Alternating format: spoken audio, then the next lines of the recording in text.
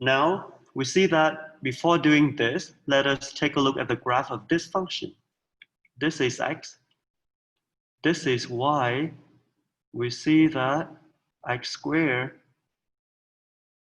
plus y squared equal to 2. So what is the position right here? What is the value of this? Perfect, square root of 2. Okay, and here negative square root of 2, and the same story here. Square root of 2, negative square root of 2. Very good. And the point P here is at x is equal to 1, y is equal to 1, right? Therefore, the P is right here. So we haven't done anything yet, but we take a look at this. And okay, we can do it. How? Look at this. So let us find derivative of y first, right, with respect to x, which is dy over dx. Now, suppose we call this equation is the equation 1. From 1, can we write y in terms of x? From here?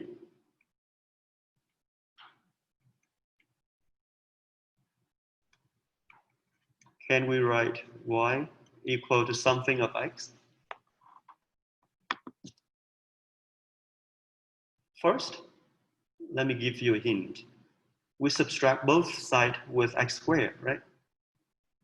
So what do we have?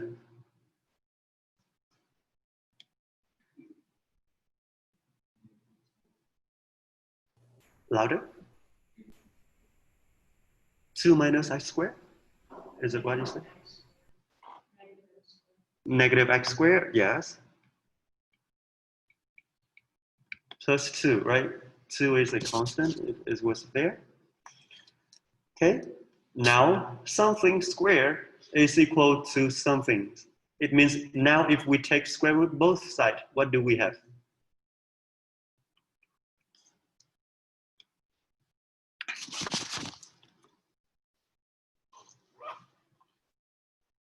So on the left-hand side, when we take square root of this, it becomes.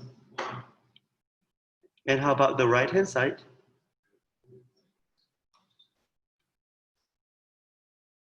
Very good. Square root of 2 minus x squared, right? But what do we miss here? Very good, thank you, Yasini. So there are two cases, right? Plus and minus. When y is positive, it is positive of square root of 2x squared, which is the upper part right here of the circle, right? That is the graph when y is positive. Okay? It is this graph.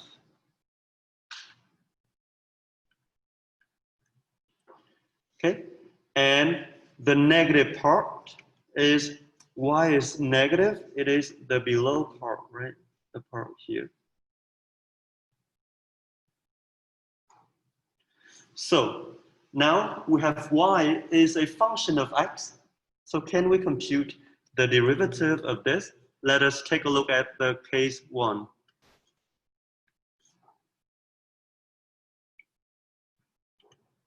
We see that the point P is above 0, right? Y is positive. That is why we need to compute dy over dx, where y is positive, right? Which means we take the derivative of which one of the two here? Yes. Positive of this. Very good. Can I borrow your pen if you have extra pens?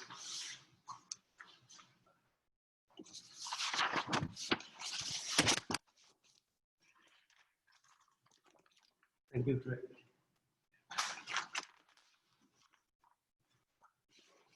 So,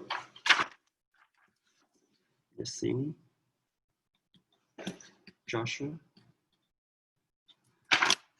And now, when we take derivative of this, how does it become?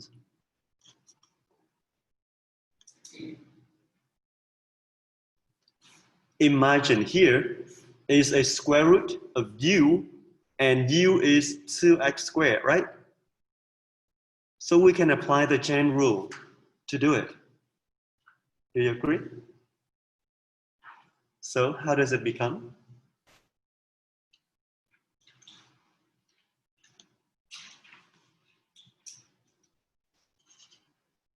U minus x squared all to the 1/2 power. Very good. Let us do it slowly. Very good. Now, if we see that if it is u is 2 minus x squared, right? And y is a function of u, which is square root of u. And remember, this is just a draft outside. So we see that dy over dx will be dy over du and du over dx in general, which is, in our case, it will be d over du of square root of u, right? Write it slowly. If u is x here, 2 minus x squared, which is d over dx of 2 minus x squared, right? Is it clear? Just do it slowly, we get to it. And now, here, square root of u is u to the 1/2, right? Derivative of this give us, what is it? Yes, 1/2 u to the 1/2 and subtract 1, right? Remember this number. And here, this one, d of 2 minus x squared, derivative of, with respect to x, the constant, its derivative will becomes, very good, 0. And the second part here, what do we have? Very good, negative 2x, okay? Now, 1/2 minus 1 is negative 1/2, which is 1 over square root of u, right? So it is 1 over 2 times square root of u, and the negative 2x, we multiply it here, and the negative sign, we can write it in front of these guys, right? Then, can we simplify it?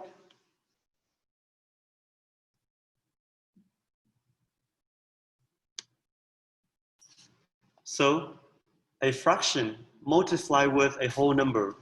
Remember, any whole number, we can write it in terms of a fraction if we divide it by 1, right? So now, it is a multiplication of two fractions.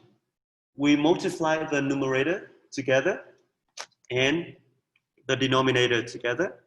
And the numerator, negative 1 times 2x will be simply negative 2x. And the denominator is 2. Instead of writing u, square root of u, we know that it is y, right? So we can write it in terms of y. And times 1, we don't have to write it, right? Is it clear? Let me just write, yeah, it is okay. Now the constant 2 in the denominator and the numerator will cancel each other. So what do we have in the end?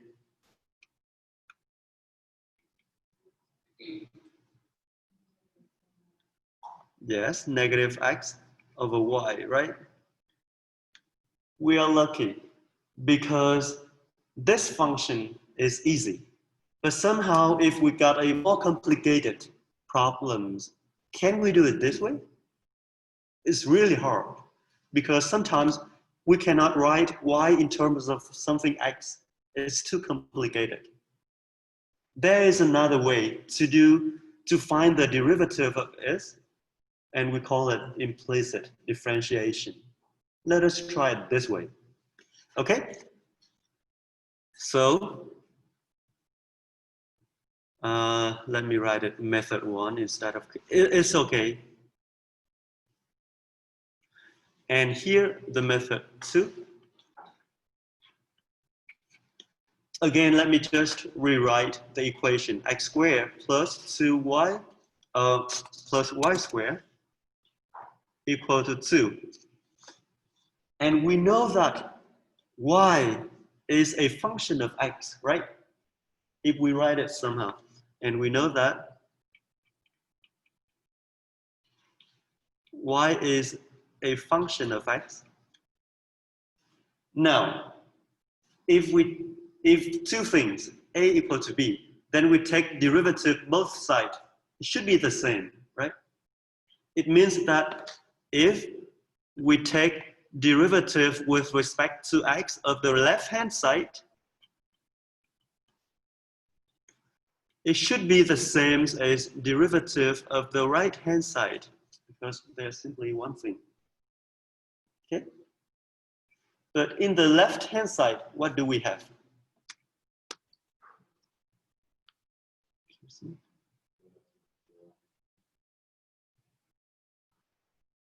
I'm sorry.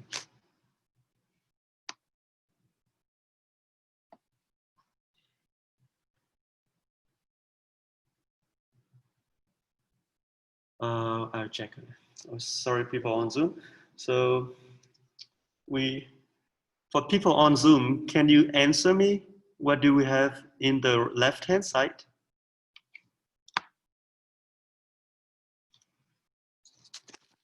If you contribute to the lectures, I'm pleased to give you some extra credit for class participation. Anyone help me? So are you asking for the final derivative? Not the final, the derivative of the left-hand side here. If we take derivative of x squared plus y squared, what do we have? 2x plus 2y. Close. So let us do it slowly. D over dx, x squared, the derivative of a sum, right? Will be the sum of the derivative. Let me just write it slowly. And the right-hand side, what is it? Yes, 0. Derivative of a constant is 0. Okay?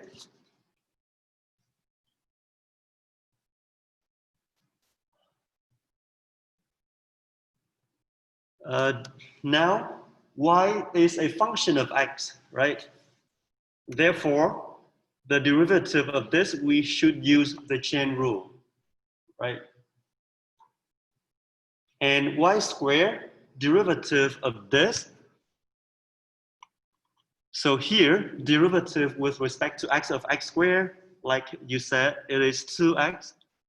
And what is your name? When you reply to me, I cannot see your face and I don't know who was talking. Who was that? That was Morgan Carpenter. Morgan, okay. Very good.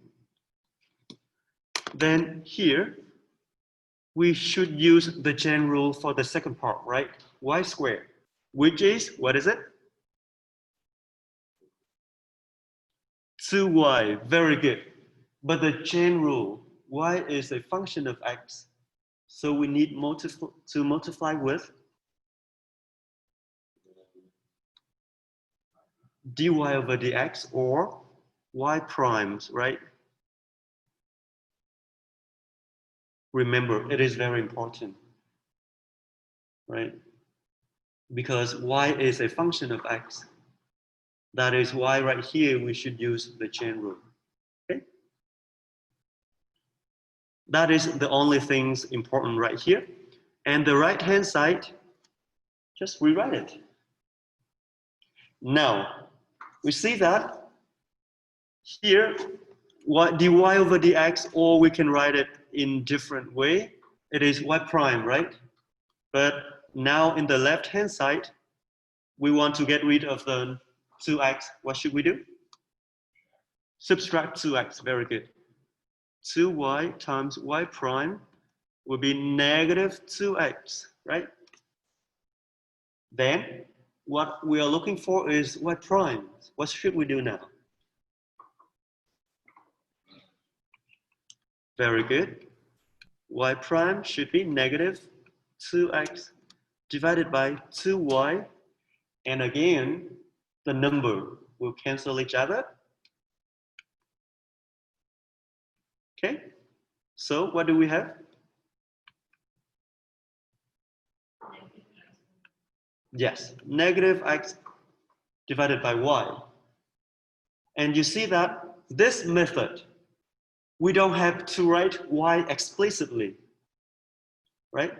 But finally, we're still able to find y prime. It's beautiful, right?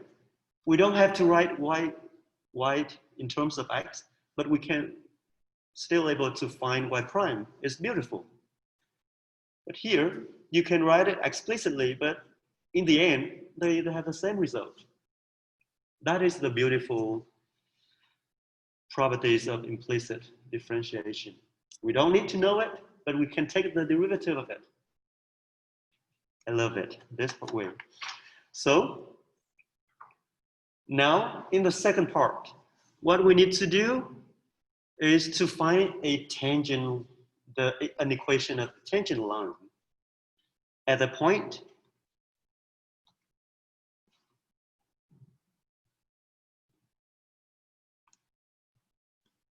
P1, 1.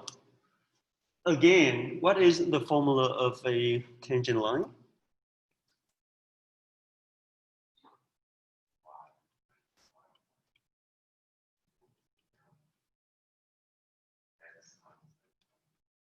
Yes, very good. In the exams, if you don't know m, you don't know x1 and y1, you write this formula here. I will give you some credit for this, even you don't know the exact numbers. That is why I need you to write everything down so that I can give you some partial credit. Okay?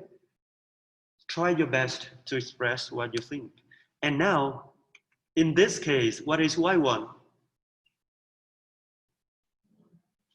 Okay?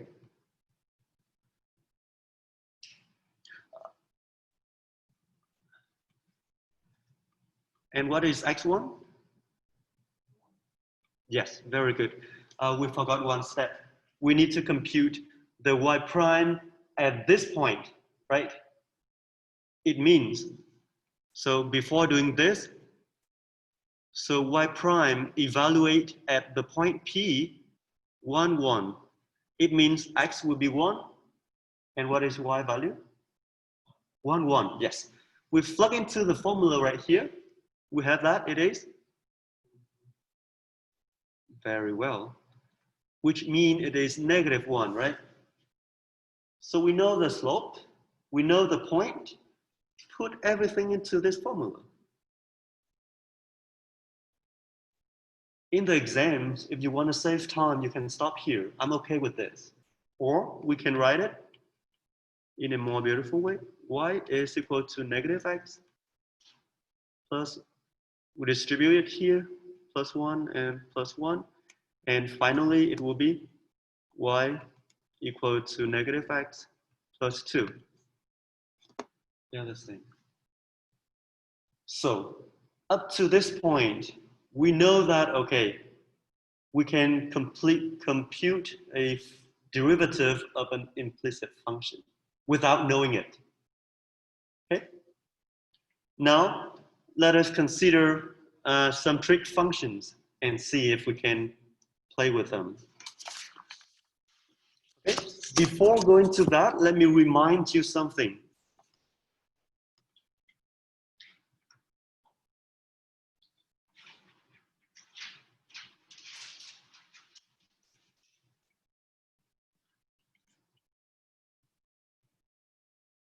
This is what we are going to do. So let me remind you that, okay, a function, like I said, it is like a machine, right?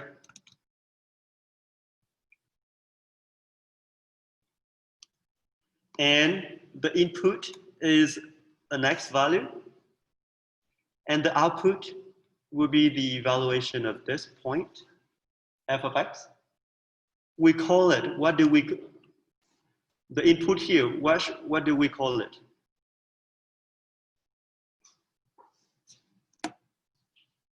Where we take the values of x, we call it the domain, right?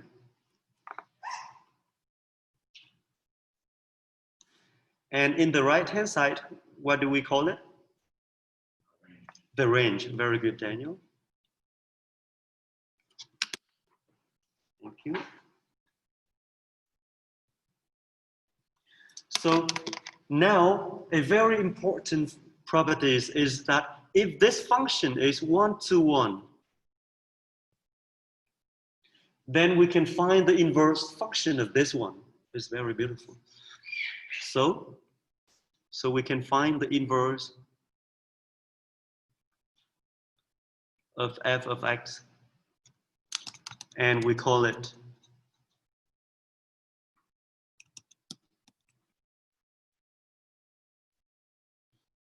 g of x. Be careful, it is f inverse, not reciprocal of this. Be careful. But now, the inverse function will take the value from the range here and give us the domain, a value from the domain of the previous function. It means that the range of f of x now become the domain of this inverse function, right?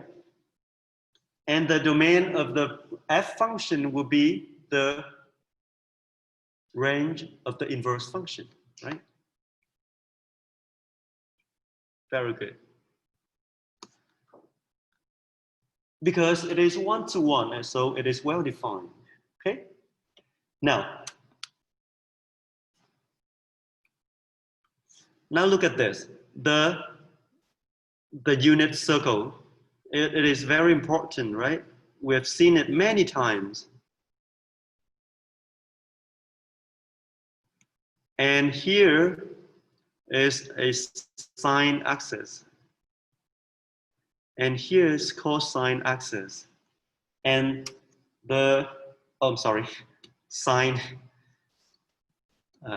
sine is, this is cosine axis. This is sine axis. And the value they take from -1 to 1. And here is the angle. It starts from 0, is right here. In this direction, it is positive direction. Here is pi. And here is pi over 2. If we go in the other way around, so the angle will be negative. Look at this. Now, the sine function. What is the domain of a sine function?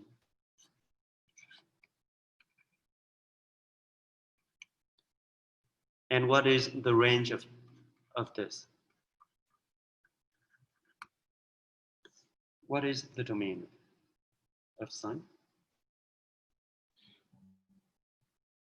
The domain is any value in R, right? in radians. It can be 1000, the angle, 1000 pi, 2000 pi, whatever. So it is all R. Or negative infinity to infinity, right? Any angle. And what is the range of the sine function? Perfect. From -1 to 1. So now what we need is to, the sine function is 1 to 1. So we see that in order to cover the whole range from -1 to 1, we can simply take an interval, right? So in order to cover this, the angle could be at any position right here to project this.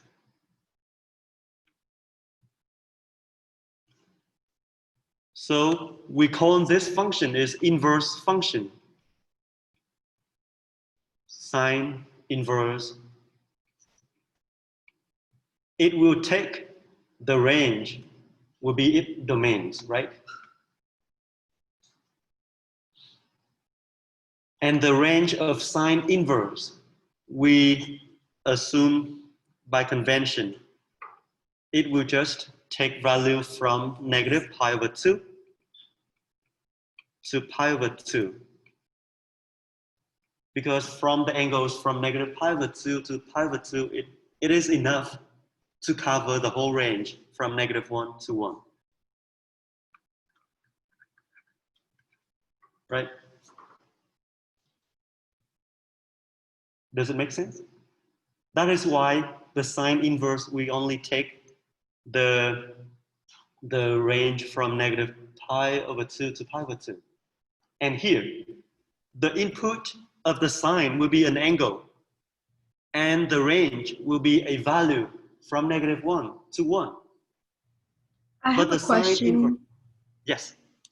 So for the inverse of sine, do you want us to put -π/2, π/2 for the range, or could we put -1, 1? Is that the same? Or I'm sorry, yeah. Do you see it here? This is Yeah. the domain. It's from -1 to 1. Right? Yeah, so that's the same thing. Yes. The domain of the sine inverse is the range of sine, right?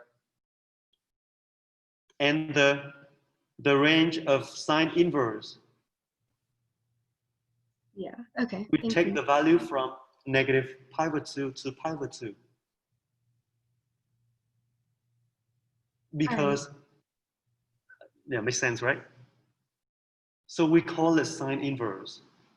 So, or sometimes we call it R sine. Okay? To memorize this, you can imagine this. When you see the unit circle, we know that, okay, it would take value from -π/2 to π/2. How about cosine inverse? Okay? Where is the range of the cosine inverse? -π to 0. It will only cover from 0 to 1. Oh, -π to 0. Sorry, -π. Very good. Look at this.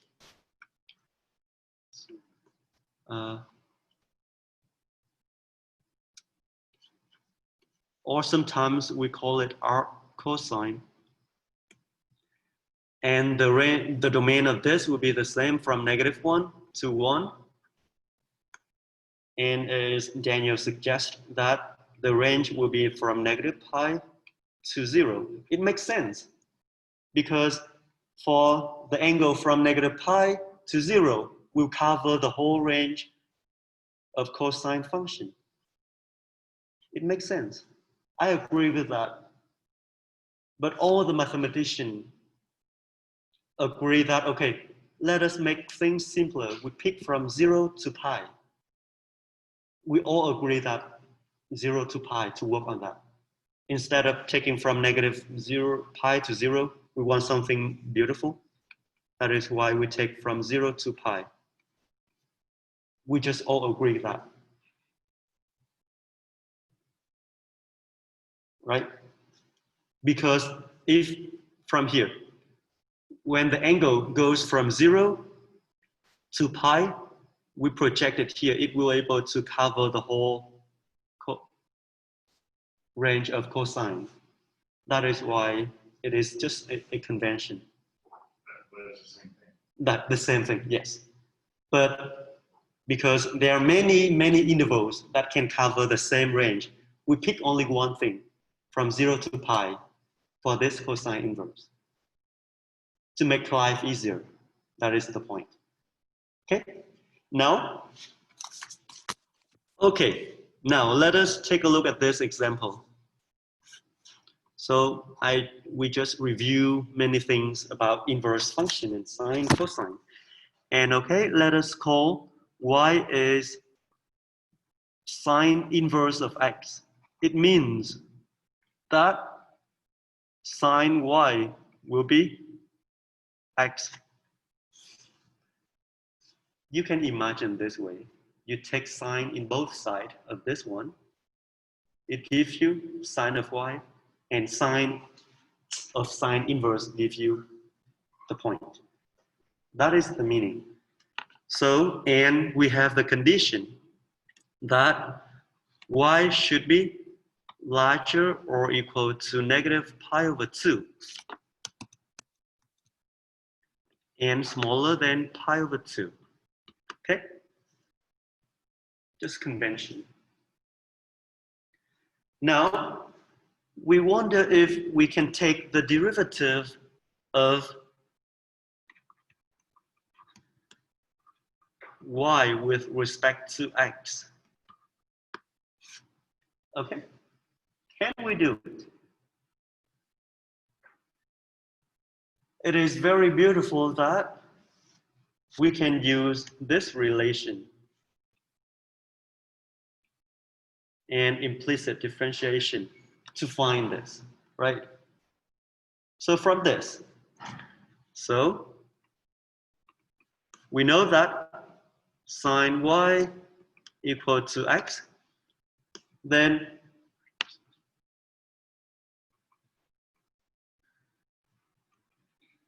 if we take derivative of both sides, d over dx, of the left hand side, and the derivative of the right hand side will be the same.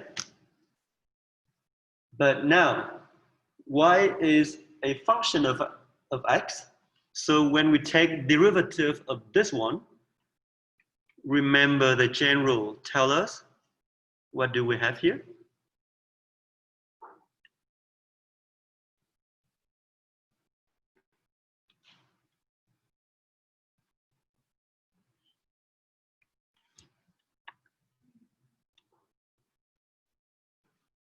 What is it?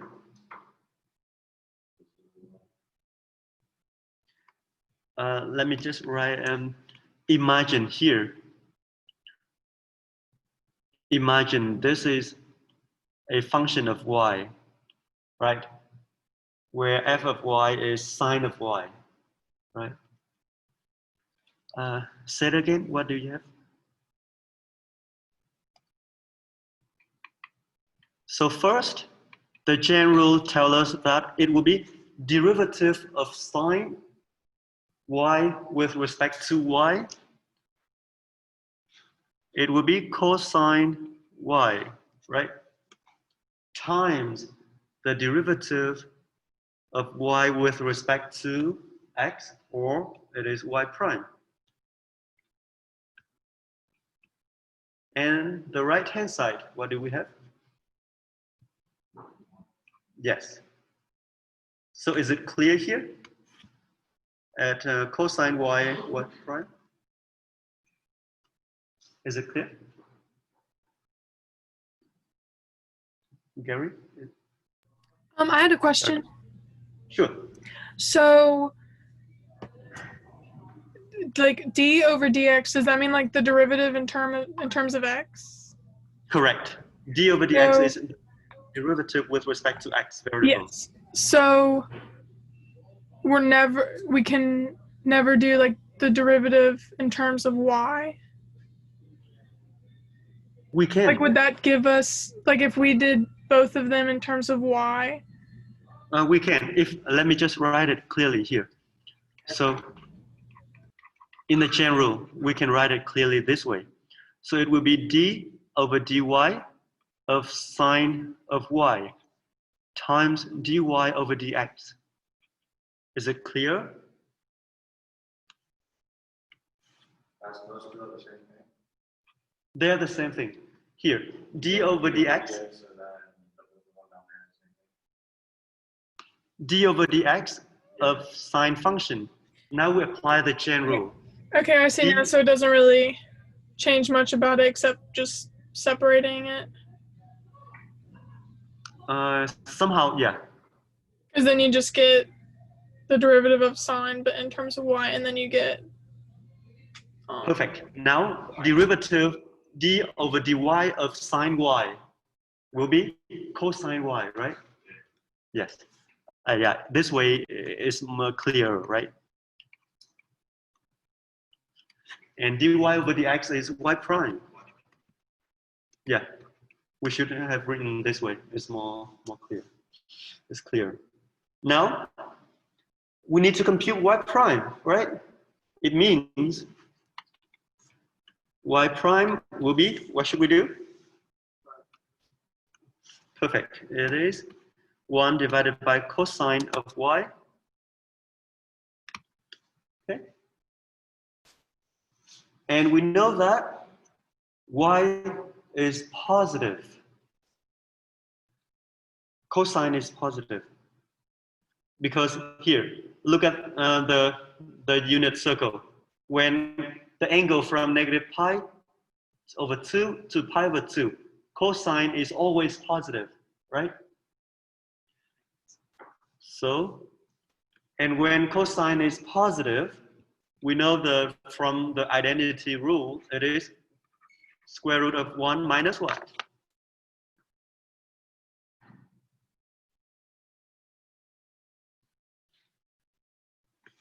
Do you remember?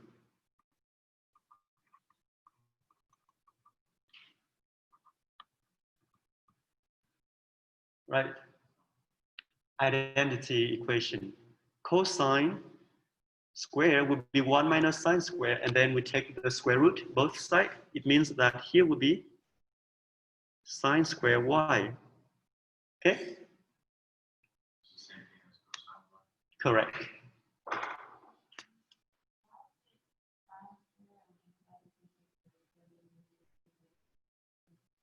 Louder, please.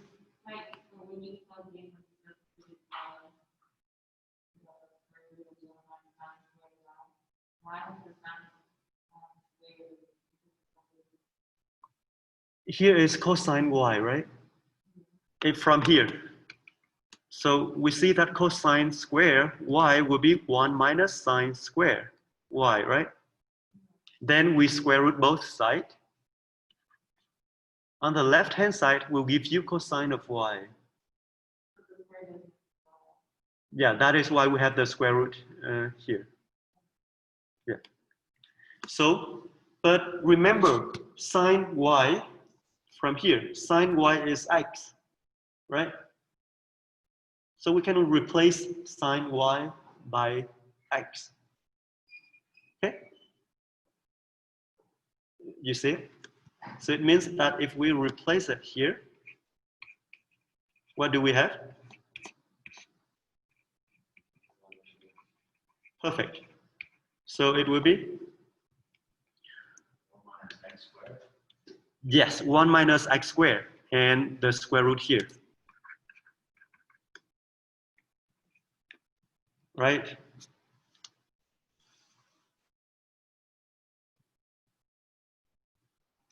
So go home and try to read the book about the derivative of cosine inverse and tan inverse and everything else. So I'll see you tomorrow. Thank you so much. I'll try to upload the grade tomorrow soon.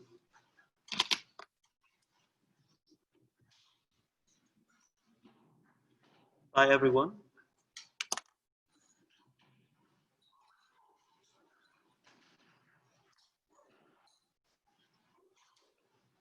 Can I look at that chat? Sure. Yeah, can I see that? The chat in Zoom? Oh, the chat? Yeah, can I see that? Sure, sure. But, okay. Yes. I think somebody made a group me or a snap group for the class. And I wondered if they did see what they're talking about. Yeah, that was it. Snap group.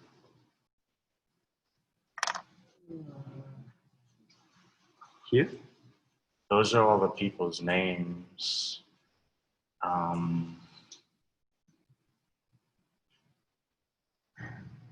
Someone add everyone and put them in the group.